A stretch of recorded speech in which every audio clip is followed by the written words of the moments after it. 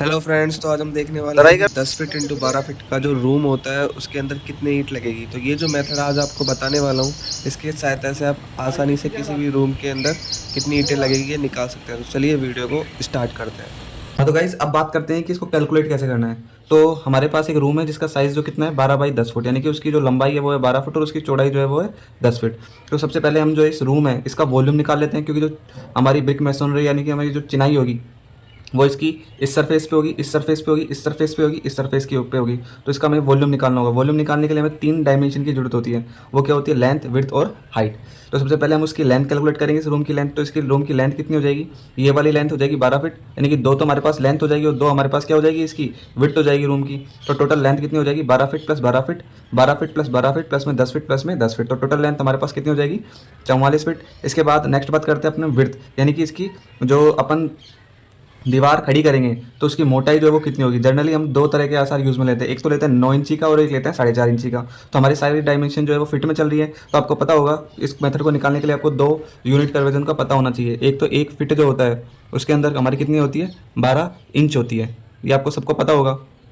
और दूसरा दूसरा में एक यूनिट कन्वर्जन पता होना चाहिए कि 1 मीटर क्यूब जो होता है उसके अंदर 35.31 फिट क्यूब होते हैं। तो आपको ये दोनों यूनिट कन्वर्जन जो है उसको याद रखना होगा, जिससे आप आसानी से किसी भी रूम के 12 बाई 10 ही नहीं, किसी भी रूम साइज़ के अंदर कितनी ईंटें लगेगी वो आसानी से सिंपली मुश्किल से 3 से 4 मिनट में कैलकुलेट कर सकेंगे। तो मेरे हमारे जो आसार होता है वो जनरली 2 होता है, 2 तरह का होता है। एक तो हमारे चलते हैं साढ़े वो 9 इंची का। उसको अगर हम फिट में कन्वर्ट करेंगे तो 9 में सिंपली 12 का भाग दे देंगे, क्योंकि 1 फिट में कितने इंचेज होते हैं? 12। तो हमारे पास फिट में आंसर आ जाएगा 0.75 फिट। और अगर बात करें हम 4.5 इंची का, तो उसके लिए उसकी मोटाई कितनी हो जाएगी? जनरली 4.5 में 12 का भाग देंगे तो वो कितना आ जाएगा? 0.375 फिट। और जनरली हम हाइट जो लेते रहे हैं वो कितने हैं? इंडियन स्टैंडर्ड के अनुसार जो हाइट चलती है वो कितनी चलती है? नॉर्मली 10 फीट चलती है। तो हम अब वॉल्यूम निकाल लेते हैं रूम का। वो कितना हो जाएगा? एल गुणा बी गुणा एच, यानी कि लंबाई गुणा चौड़ाई गुणा ऊंचाई। तो लंबाई हो जाएगी 44 फीट। हमारी जो ईंट का आसार होगा उसकी थिकनेस हमने मानी है 9 फीट। चारों तरफ से 9 इंची का आसार चल रहा है, तो 9 इंची उसको यानी कि हमें फिट फिट कन्वर्ट कर लिया तो वो कितना होगा? 0.75 फिट। और हाइट जो हो जाएगी वो हो जाएगी 10 फीट। तो वॉल्यूम ऑफ रूम यानी कि जहाँ पे अपनी चिनाई होगी, ब्रिक मैसनरी होगी, उसका टोटल जो वॉल्यूम हो जाएगा वो कितना आ जाएगा? 330 फीट क्यूब। इसके बाद हम जो रूम बनाएंगे उसके अंदर से कुछ डिडक्शन होगा, यानी कि यहाँ पे एक गेट बनेगा जिससे हम एंट्री करेंगे, एक वेंटिलेशन पर्पज़ के लिए एक वेंटिलेशन होगा और एक विंडो होगी। तो हमने जनरली 3 चीज़ का डिडक्शन किया है। एक तो किया है डोर का, एक विंडो का और एक वेंटिलेशन का, क्योंकि ये तीनों ही एक रूम में जनरली नेसेसरी होती है। तो सबसे पहले हम डिडक्शन करते हैं, क्योंकि अगर हम इसका डिडक्शन नहीं करेंगे तो हमारे पास एक्स्ट्रा ईंटें आएगी, वो हमारी वेस्टेज होगी। और एक ईंट की प्राइस अभी जो चल रही है वो लगभग 7 से 8 रुपये चल रही है। तो ऐसे ही अगर 100-150 ईंटें भी एक्स्ट्रा हो गई तो हमारे पास बहुत खर्चा हो जाएगा। तो डिडक्शन करना जरूरी है। सबसे पहले हम बात कर लेते हैं डोर की। तो जनरली डोर का जो साइज होता है वो कितना होता है? 60 फीट इंटू में 3 फुट, यानी कि 7 फुट तो वो कितना क्या होता है? ऊंचा, और 3 फीट चौड़ा। और जनरली हमारी जो मोटाई होगी वो यानी कि पूरी जो हमारा डोर लगेगा वो पूरी की पूरी विड्थ में लगेगा, यानी कि उस वाले पूरे पोर्शन में हमारी ब्रिक मैसनरी नहीं होगी। तो वो वाला स्पेस जो है हमारा ब्रिक मैसनरी नहीं होगी, तो वहाँ का सारा स्पेस पे हमारे पास बच जाएगा। तो हमने क्या किया? 7 फीट इंटू 3 फीट इंटू में 9 इंचज़ जो उसका आसार है वो उसको फिट में कन्वर्ट कर लेंगे तो वो कितना हो जाएगा? 0.75 फिट। तो इस तीनों को गुना करेंगे, 7 फीट 3 फीट इंटू में 0.75 फिट।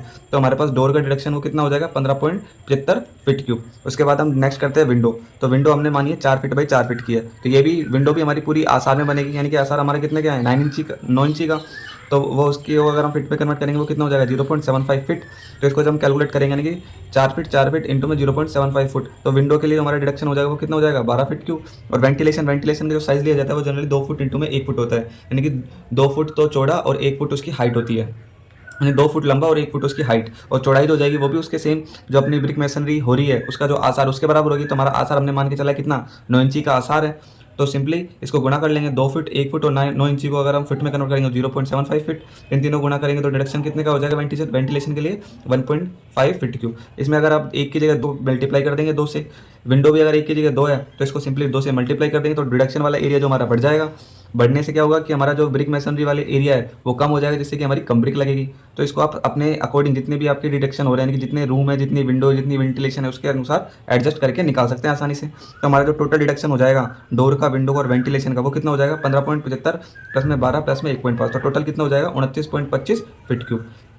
तो हमारी जो नेट हम ब्रिक मैसन यानी कि चिनाई करेंगे 12 बाई 10 फीट में, वो कितनी करेंगे टोटल हमारे पास वॉल्यूम जो आ रहा है जिसमें हम चिनाई करेंगे वो कितना रहा है 330 फीट क्यूब। उसमें से हम जनरली जो रिडक्शन हो रहा है डोर विंडो और वेंटिलेशन का टोटल कितना हो रहा है 29.25 फीट क्यूब, तो इसको घटा देंगे तो हमारी जो चिनाई होगी उसका वॉल्यूम कितना आएगा 300.75 फीट क्यूब। यानी कि आप देख सकते हैं कि हमने जो टोटल वॉल्यूम निकाला था वो कितना था 330 फीट क्यूब, उसमें से लगभग 30 फीट क्यूब जो है हमारा रिडक्शन हो गया। तो अब ये तो हमारा आ गई क्या ब्रिक मैसन यानी कि इतनी ब्रिक मैसनरी होगी 300.75 फीट क्यूब। अब हमें निकालनी है मेन क्या निकालनी है कितनी ईंटें लगेगी। तो इंडियन स्टैंडर्ड के अनुसार जो हम यूज़ में लेते हैं ब्रिक फर्स्ट उसका साइज़ कितना होता है 190 × 90 × 90 mm।